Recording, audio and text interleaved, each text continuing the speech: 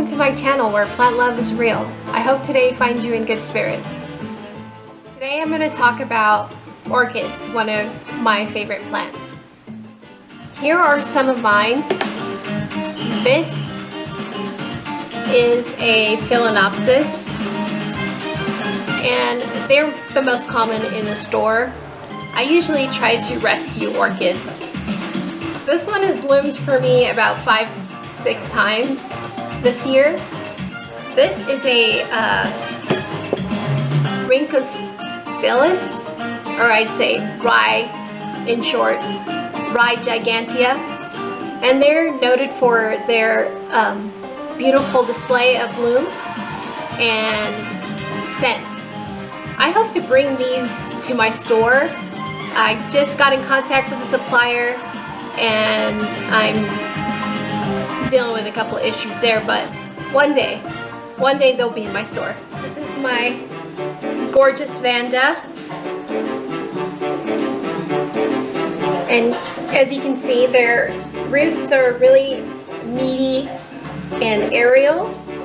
I like to hang these over my bathtub, and they usually like water every day, so they're a diva plant.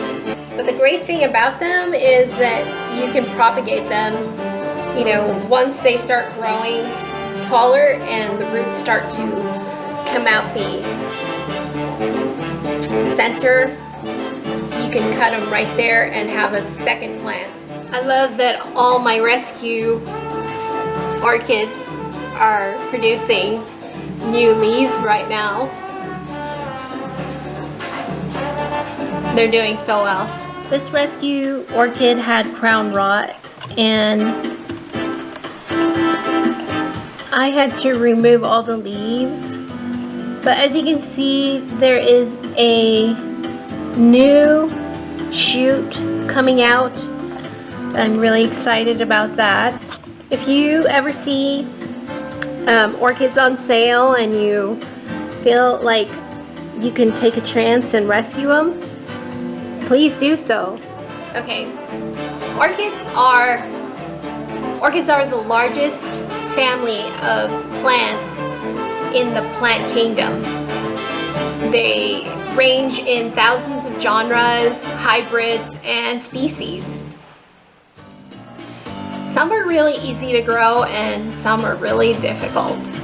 They range in fragrant to no fragrant.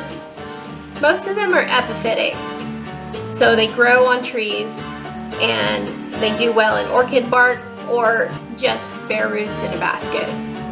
Their growth pattern is symbodial, which is those with rhizomes that have bulbs or pseudobulbs that store water. An example of a pseudobulb is a dendrobium.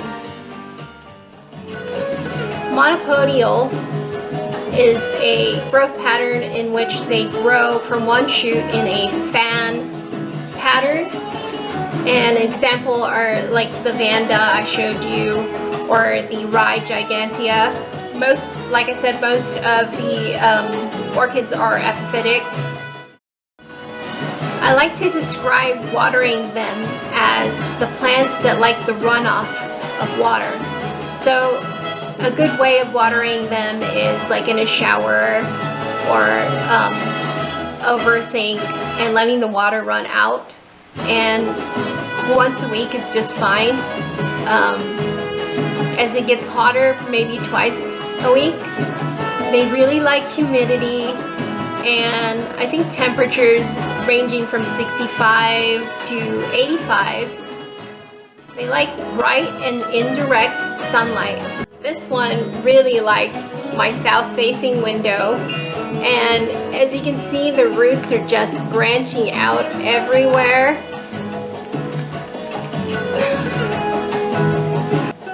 It's really beautiful.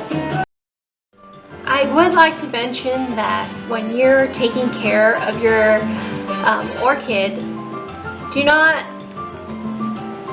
cut off the stems. I know a lot of people recommend that you cut their stems off so that the leaves have more energy. But in my experience, you will get more blooms out of your orchid if you do not cut the stem. And they will probably bloom every 2 to 3 months. If you keep them long enough, you could get a keiki, which is a new orchid for you. So that's my recommendation. I like to put my Phalaenopsis in orchid bark mixed with perlite and charcoal. And you know, like getting the good chunks of orchid bark, you know, not like the cheap kind, because well, I hope you learned something about orchids today. Thank you for watching, and have a wonderful rest of your day. Don't forget to like and subscribe and ring the bell. Leave a comment or a suggestion. I would appreciate it. And I'll see you again next time.